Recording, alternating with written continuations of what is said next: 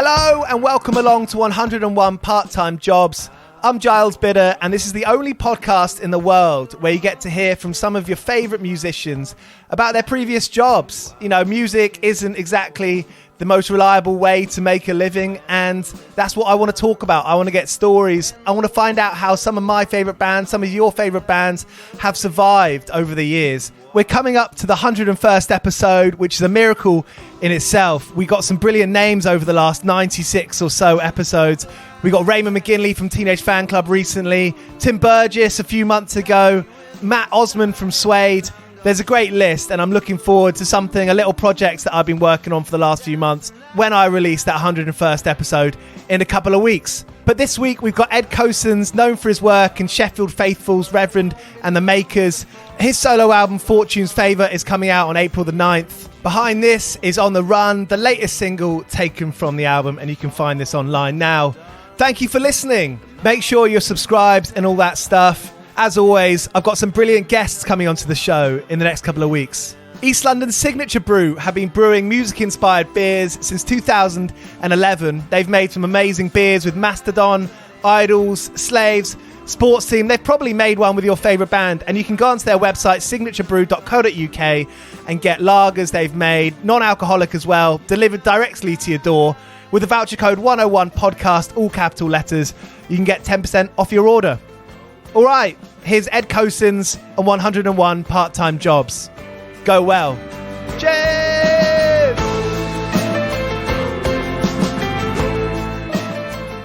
You know, obviously your years in Reverend and The Makers is a whole story in itself, but going solo, that must kind of present a whole new world of those kinds of things. You know, you just said before we press record that, you know, you've got a kid. What's that transition like, you know, in the last few years going solo?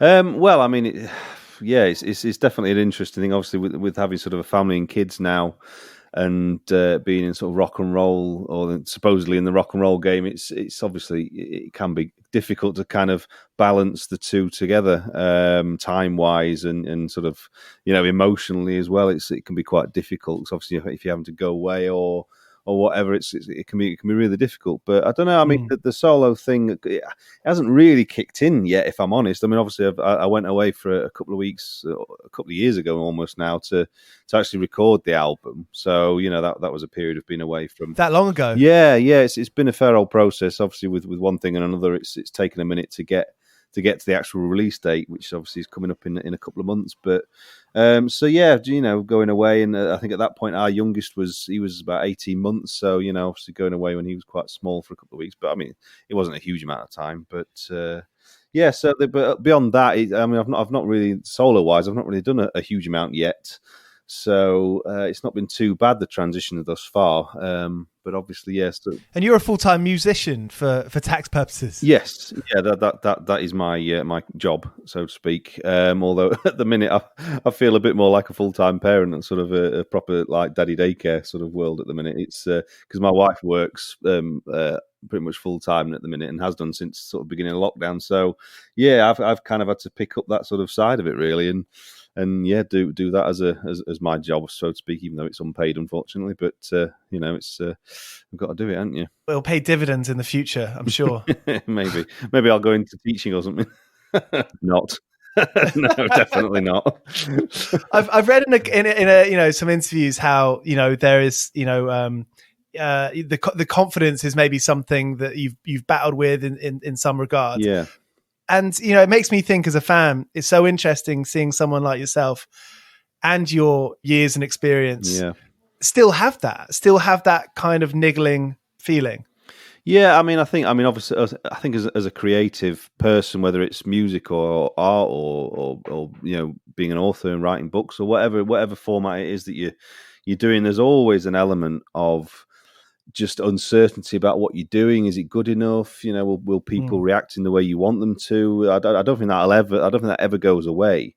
Obviously, there's the other side of it. You know, going on stage and performing, and you kind of get used to that, and you know, the sort of the nerves, I suppose, that maybe I once had way in the early days of getting onto a big stage in front of a lot of people. That sort of goes away to a point, although there's still that kind of nervous anticipation, I think, but it's a different kind of nerves at that point. You get so used to doing your job and so, I guess, good at it that, you can deal with that a lot better. But certainly in terms of creating something like music, in my case, and putting it out there, you always have an air of uncertainty, especially for me as stepping out into a solo thing. Whereas obviously I've always had the band before, and within Reverend, it was always I was kind of more of the music guy, and John the singer, he was always kind of the lyricist and put himself out there in that respect. Whereas I sort of sat behind a little bit doing the music, which was a lot easier. But now obviously I'm stepping forward and putting my sort of lyrics and stuff and things out into the wider world, which is a first for me. So I think that's where the kind of the confidence thing comes from. That it's been an interesting sort of journey to get to the point where I am confident in what I'm saying lyrically and confident enough to say it to other people, if you see what I mean. Yeah. Have you got some close people you can bounce ideas off? Yeah, I mean, obviously my wife's been really supportive, and I often sort of play things to her, and she can be quite sort of quite kind of real about it, shall we say, if she thinks that something sounds a bit rubbish or whatever. I've obviously got a sort of a network of people around me over the years that I trust. That when you play things to, and you kind of know when you play something to someone, their immediate reaction is often the right reaction. So even if they could sort of sit there for a minute and go, "Oh no, yeah, it was really good," that if the fact that they've kind of gone, "Oh," and they've ummed and ahed, that maybe something's not quite right. So it's quite telling, I think, in those circumstances. But yeah, it's it's important to be able to bounce ideas off people and almost get a little bit of sort of pre-validation before you do put yourself out into the wider world. Absolutely. I can totally see that. And, the whole premise of this podcast is about the kind of the jobs you had, in the beginnings of Reverend or even before that. Are there any that stand out that, maybe you weren't getting that validation for playing music? Well, I mean, obviously I sort of, getting into being a professional musician, shall we say, from when Reverend the Makers kind of kicked off, and that became an actual job, so to speak. Before then, I guess it was that eternal kind of, I was at school, I was always in bands at school, and had a couple of sort of part-time sort of jobs through school, little bits of kind of bar work, and then moving forward, I went to university and sort of carried on a similar theme, just getting bits of bar work and stuff like that to sort of see me through and to allow myself to keep kind of doing the music thing, even though at that point it was on a sort of an amateur level. And then so I just sort of flitted from bar to bar, really, pub to pub, and had a really nice period of time working at a bar in Sheffield called the Boardwalk, which was quite famous. It was a gig venue, about 400 capacity, I think. So it was a decent size, and sadly, it's closed down now. And it was kind of, there isn't that sort of size venue in Sheffield anymore, which is really sad. Neither in London too. I mean, you've got the 100 Club, Heavenly Social, bit smaller. Yeah, I think those size of venues they obviously struggle to keep ahead, especially at the moment. It's a bit sad, isn't it? Because what happens if you're not a huge band, but you're on the up, Exactly, yeah. So you've got the real sort of small kind of, as we call them, toilet venues that are like, 100 people crammed into a sweaty sort of cellar. And then either that is kind of wherever in Sheffield, we've got like the Lead Mill or which is 1,000, and then the Plug, which is 2.5. So it's, you suddenly there's nowhere in between, sadly. Having the kind of musical interest, did you ever sort of dabble in, like, putting on gigs or doing the the sort of techie side of it? I had a few sort of trial runs working the sound desk. There used to be an old sound guy there, bless him, called we used to call him Fester, after Uncle Fester, because I think we're presuming because that's what he looked like, which he kind of did. He was a proper, like, salt of the earth kind of guy, really kind of old school character. And I think in reality, I think he was actually a little bit deaf as well, which didn't help. But he was always there, and he was great, bless him. I loved Fester, so I kind of shadowed him a few times, thinking, oh, maybe I could get from out behind the bar and actually do something with the with the music and sort of doing the sound. But that side of it never really sparked an interest in me. It was always kind of, obviously, being on the stage that was where I kind of wanted to be. at that point. And we used to kind of there was obviously us at the time. This was before Reverend. There was me and John were in a different band, and there was people like Milburn were actually around at that point. They were kind of knocking around. Then obviously the early days of the Arctic Monkeys, we used to sort of do gigs all together kind of thing on the same bill and do that. So we used to kind of do bits and bobs like that. But yeah, it was a really interesting time to work there. And actually me and John used to work behind the bar, and also Alex Turner and Andy Nicholson, the original bass player from the Monkeys, they used to work behind the bar as well. So it was a real kind of interesting time to sort of be around there. Interesting time for music journalism as well. A couple of sort of NME features. I mean, one of my favorite things to do is dig back into, NME or Kerrang features from 10 years ago. And it's so interesting, online now, a lot of the sort of dictaphone recordings have been uploaded. Right. And it's so interesting to hear about that kind of time. I mean, how do you look back on those years?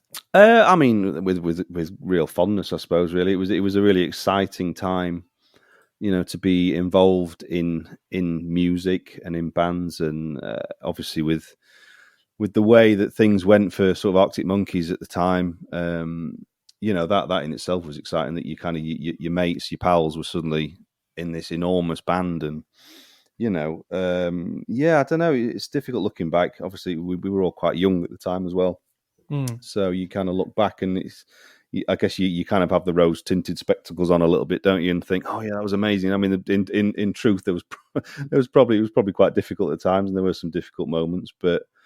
It's just to be around a group of some of your mates and all kind of doing it together, because obviously me and John, obviously when we started the Reverend thing, that started to take off, and I say there were the Milburn lads, and Joe, who plays bass with us now, the singer in Milburn, he obviously they were doing really well, so it was just a really amazing time. And obviously there were other bands, there was sort of like Bromhead's Jacket and the Long Blondes and loads of different people from also based in Sheffield who we all had a bit of a minute that it was just exciting and a really kind of fun time, sort of mid-20s, just living the rock and roll dream, I suppose.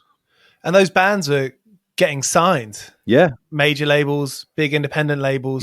Yeah. In terms of, it's a bit of crude, there's no uncrude way to say it, but, from a simply financial point of view, was there a bit of a burn there? Was there a bit of a friction there with getting by and, trying to putting the band first? Yeah, I mean, obviously, this is where sort of the bar jobs thing always came in for me personally. It was always a way to just sort of keep going and to be able to keep doing the band thing. But obviously, I was kind of sort of lucky enough, I suppose, that I had the sort of songwriting partnership with John as well in the early days, and with stuff like Heavyweight Champion and Open Your Window and things from that first Reverend record. That they obviously with Heavyweight in particular obviously did incredibly well. It was top 10 single and all the rest of it. So.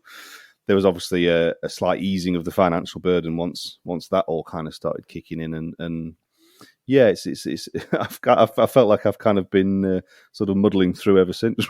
Really, how long does that take to come through? All too often, you'll read stories about bands or someone like Iggy Pop, for example, where you read stories about how they were slumming it for years. The money didn't come for a long.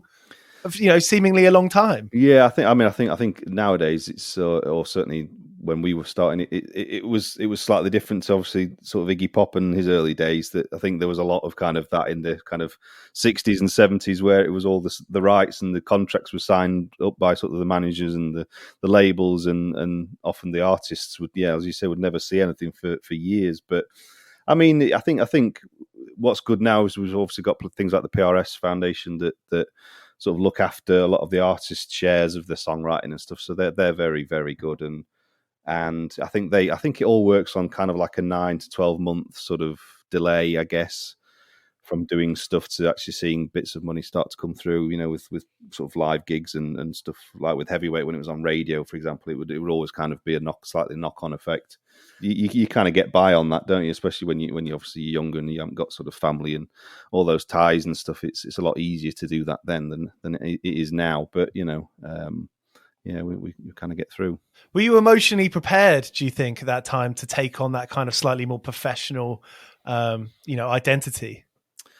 That's an interesting question. I don't know about emotionally prepared. It was interesting because obviously we suddenly went from doing a few local gigs around Sheffield to then doing a couple of gigs where you'd suddenly get on a little kind of splitter van thing, with the gear in the back and you all sit in the front, and you'd go to London or you go to Glasgow or something, and that was sort of exciting. But then all of a sudden you have, like, well, for us, we had obviously Heavyweight came out, and the first album was top 5, I think, and all of a sudden you're going out, and for I think about a year and a half we were just absolutely mentally busy, just going all over the UK, all over Europe. We went to Japan, and you're suddenly thrust into this kind of world of traveling all the time and going everywhere and having like zero sleep and trying to sort of live with, at the time there were 7 people in the band plus the crew, there's sort of 10, 11, 12 people.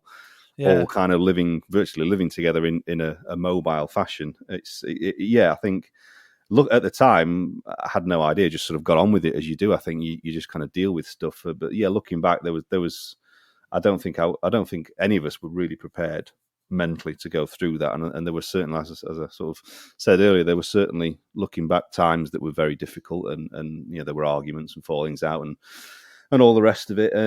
But I think, in the end, the kind of what we were doing and how exciting it was, I think it always came back to that, and the fact that we were all passionate about doing it and wanted to do it. So I think, I wonder if that's something that always comes back to, whether the best part of the day is the playing, and hanging out and partying is great fun for everyone.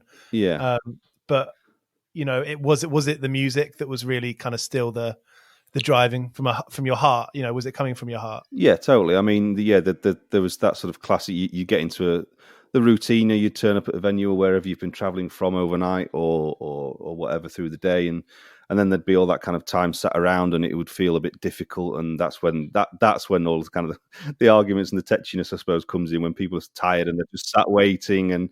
But then as soon as the gig started, and that rush, and how kind of crazy it was, particularly in the early days, with the crowds and the energy that we used to create on stage, then it just all go away, and then you have a few drinks after, and a bit of a party, and the cycle sort of continues. And I guess at some point, for some people, it kind of came to a head and it burnt out a little bit, and then others were able to sort of carry on. And luckily, I was one of those that was able to sort of deal with it, I guess, in the end, and move forward with it. That hurry up and wait thing is a bit mental, isn't it? Yeah, I mean, it's that's the worst part, the hardest part of playing live and doing gigs and touring and stuff. And even when you sort of, I guess, if you're going around doing kind of other things like that, we used to do a lot of sort of, when there was music TV back in the day, we used to do a lot of sort of TV stuff and radio sessions and stuff. And just that endless kind of waiting and traveling. It's a really odd thing to kind of do, really, but. But once you kind of got to the moment of that you were there for, the performance or whatever, it kind of all just made sense and allowed you to, I say, move on and do it again the next day. With Retrospect, in the context of, kind of getting into a new saddle with the solo stuff, with Retrospect, did you grow into, that job, that lifestyle? Did you grow into being able to take that as a responsibility, and still have fun with it, but know it's a responsibility? Yeah, definitely. I mean, certainly you learn to deal with it a lot better the more you do it. And I think as everybody kind of, certainly moving forward and as going through the years a little bit, everyone kind of mellowed a little bit naturally anyway. So it became a lot easier. And you understand that that's your job. That's part of your job. And it's that classic kind of age-old thing where people from the outside go, "Oh, you can't complain. You're in a rock and roll band. It's amazing," and all this, that, and the other. And it is. Don't get me wrong. It really is. And that's kind of what you have to remember. But at the same time, that doesn't mean it's not difficult and it's not hard. And particularly when you're maybe not sort of, you're not making the kind of the millions that everyone thinks you are. You're getting by. You're earning a living, but we're certainly not living in mansions. Do you know what I mean? And that sort of perspective from the outside can be sometimes difficult to explain to people and deal with. But you accept that that's your job, and it's it's like any other profession, and you have to go out and do your job, no matter what you're dealing with, before or after that moment when the people have paid their money to come and watch you. or whatever. You've got to go out there and do your job and do it as the absolute best you can. And I think at the point that you stop doing it and giving it your all and being the best you can, that's kind of the time to think, well, should I be doing this? Luckily, I've not reached that point yet. Thankfully, I don't think so. Yeah. And with the conversation yesterday in the Department of Sport and Culture and streaming platforms, I suppose. It doesn't feel like it's going anywhere. It doesn't feel like anything was actually resolved yesterday. No. But did you pay attention to that at all? I kept seeing little bits of people arguing about it online. I thought, what, I can't deal with this just at the minute. But yeah, I'm obviously aware it's a kind of an ongoing debate, shall we say, at the minute. And I feel like you must have lived through that kind of paradigm shift of that industry changing, that part of the industry. Yeah, totally. Where was your viewpoint in all of that? Well, I mean, obviously, I think we kind of, the Reverend thing started, I guess, right at the end of what you'd probably think of more of the old school way of things happening. The singles chart was still kind of made sense, if you know what I mean. It doesn't to me anyway. Maybe that's just because I'm a bit older now and don't really know much of what's going on in the actual singles chart, but it doesn't seem to make any sense anymore in terms of there's bands or there's artists and there's an anticipation to them releasing a single like they used to be in the old days, and then that would lead on to releasing an album, which it doesn't seem to really do anymore.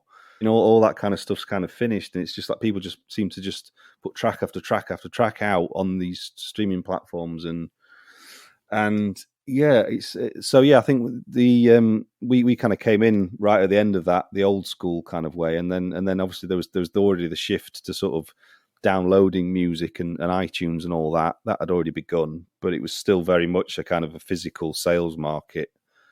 And then the shift to the Spotify thing. I mean, I guess in a way it's inevitable the way the world is and technology is now, with the kind of that instant nature of everything, and everything's just accessible everywhere all the time, isn't it? So I think it was always inevitable that it was something like that was gonna happen. But I think what's difficult is that it's I guess it's difficult because it's sort of run by a group of people or a set of people that don't really have any kind of relation to the artists on the ground level, if you see what I mean.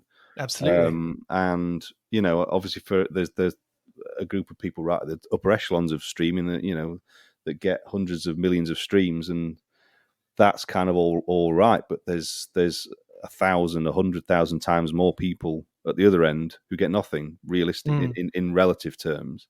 And I think that's the problem, that it's still so the streaming thing, you're supposed to be able to put your music online, and it was supposed to sort of equalize everything, that anybody could have a hit and doing whatever if it was good enough, or if enough people kind of cottoned onto it. But it still feels very much weighted to a small group of people against the masses, if you see what I mean.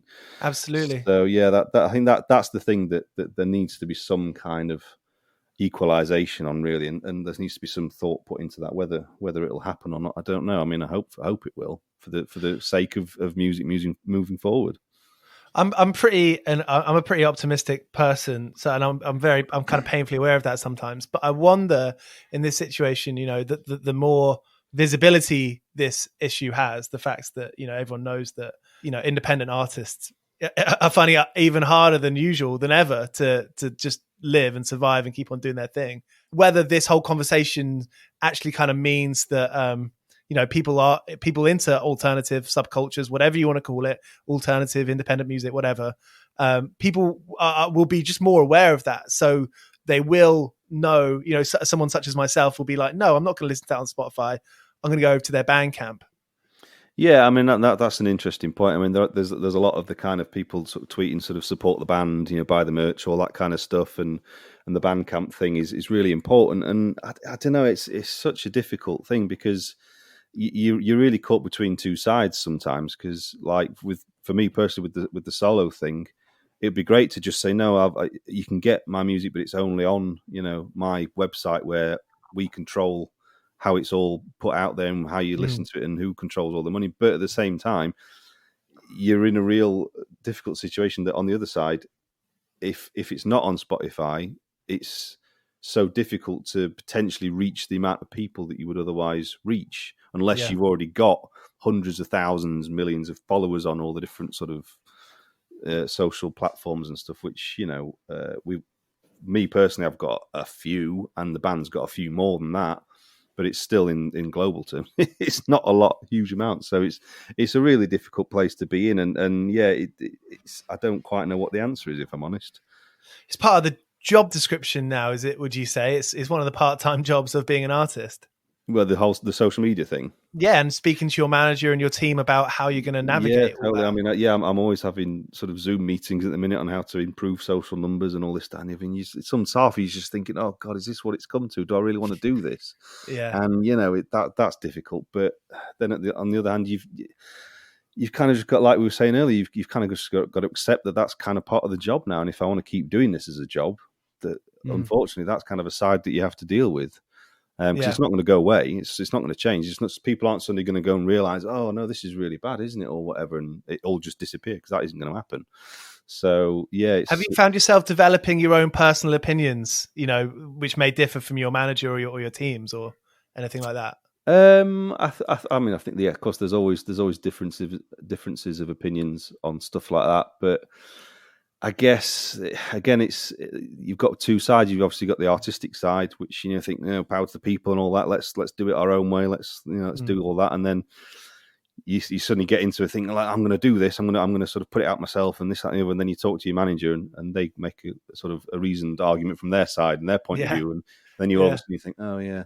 Actually, right, maybe. Okay, yeah, maybe we should just increase our Instagram numbers a little bit, just to try and get a bit more traction in that one. It's just like, oh God, and then you sort of hear yourself talking about it again. But as I say, I haven't got the answer, certainly, and I don't really know what's going to come. But I think there's like you're saying, that the people talking about it and the conversation has to be a good thing, because it's not equal at the minute. It's not fair. To the vast majority of artists. So yeah, the more people do talk about it, hopefully something will change, and hopefully it won't be too long. I feel like someone's going to come up with a good idea at some point. Well, inevitably there will. There'll be something, or the next thing will take over, and it'll all become an irrelevance. Do you know what I mean? It'll just that's probably what will happen. Probably more likely, yeah. I read a lot about new artists getting publishing deals, maybe more often than they would be getting record label deals. It's publishing. I mean, it's such a massive. It's a bit of a dark art, isn't it? Publishing. Yeah, it's a difficult one, particularly at the minute. I guess there's so many kind of avenues of songwriting nowadays, and there's often, you find a lot of things that you don't realize are sort of written by teams of people, and there's this sort of whole world of professional songwriting. But I guess that kind of harks back to the old days, Tim Panally and all that. There was professional teams of songwriters. So I guess in that respect, nothing's hugely changed. But yeah, the whole publishing thing, I don't know. It's an interesting thing, and yeah, I don't know really. Have you written with other people? Bits and bobs.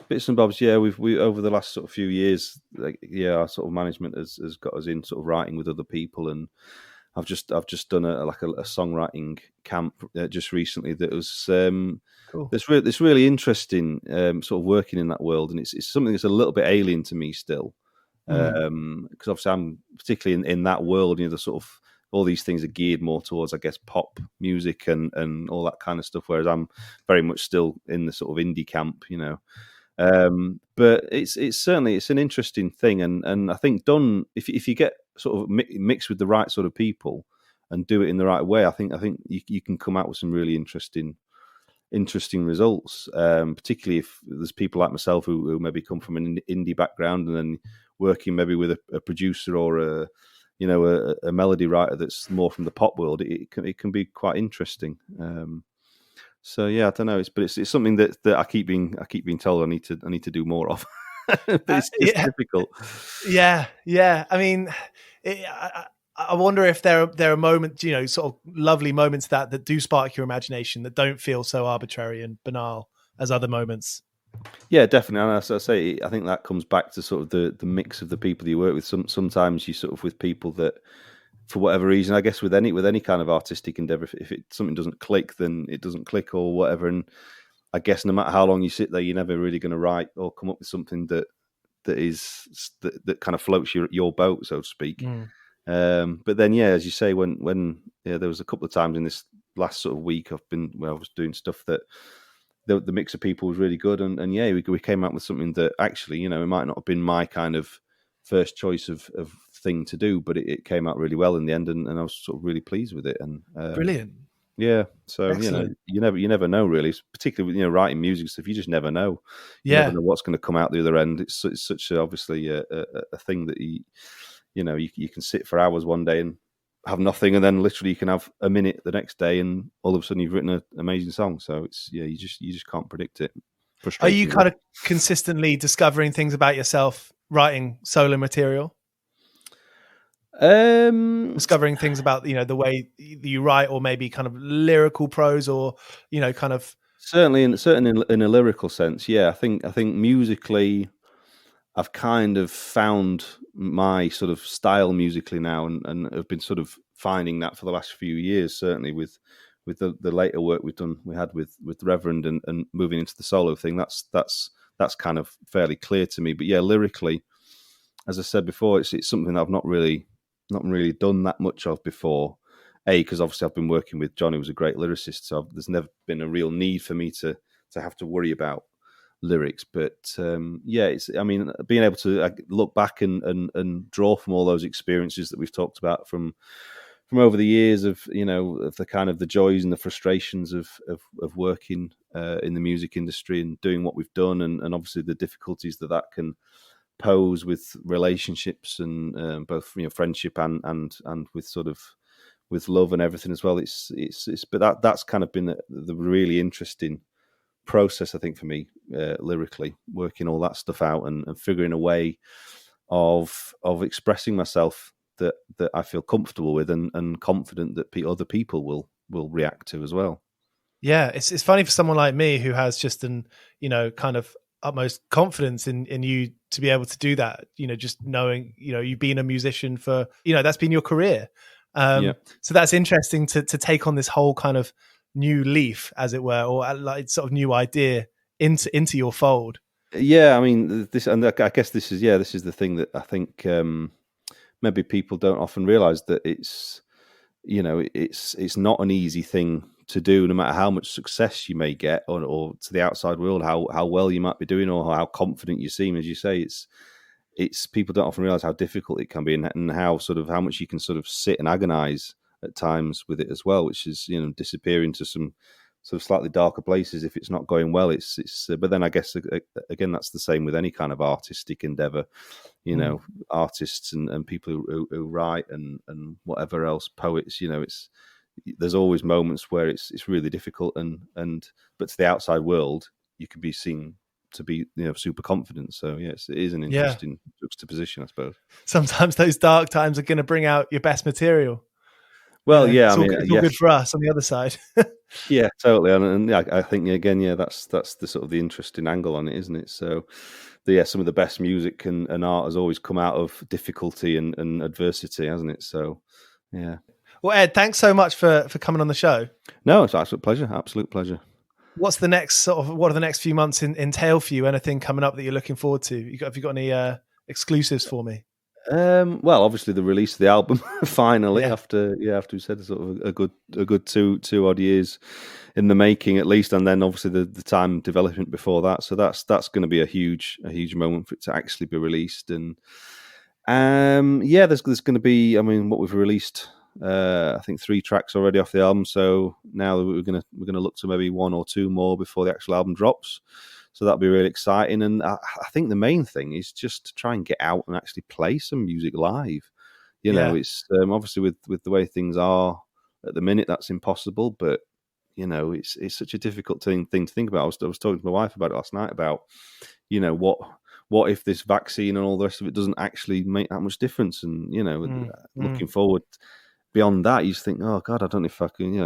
It's that on a very basic level, just dying to go to the pub and have a pint and just be able to just mix with people. But on a musical level, the fact that we kind of depend on the live thing, largely speaking, to earn a living. So it's that's the thing that I'm desperate to do more than anything, and to get out, and particularly with the record, to be able to promote it in the more traditional sense.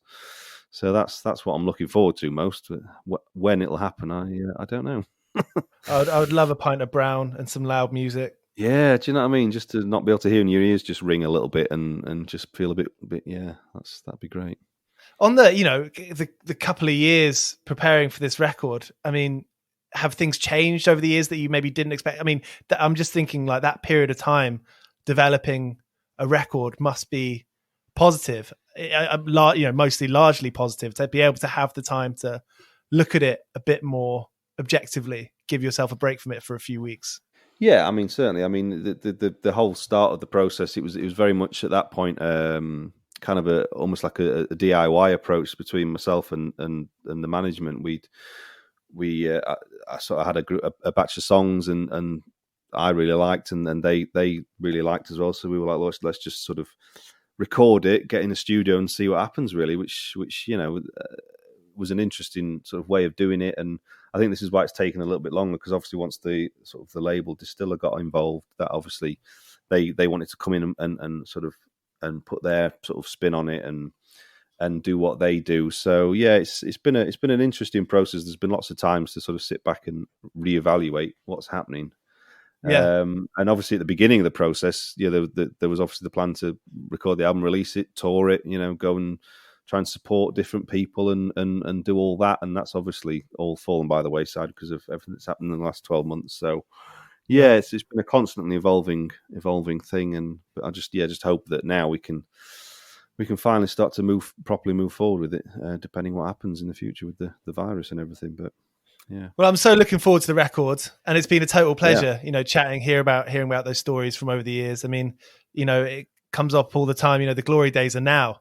And I think that's an important, Yeah, absolutely. Absolutely. It excites me all the time. Sometimes I think my best years were behind me, but no, No, well, I think once you start thinking that, as I said before, if you start thinking, the best years have gone, and you maybe not putting your all into it anymore, that's the time to stop. But yeah, I think as long as you think, I can always do something better, then you crack on and go for it. And that's where you're at.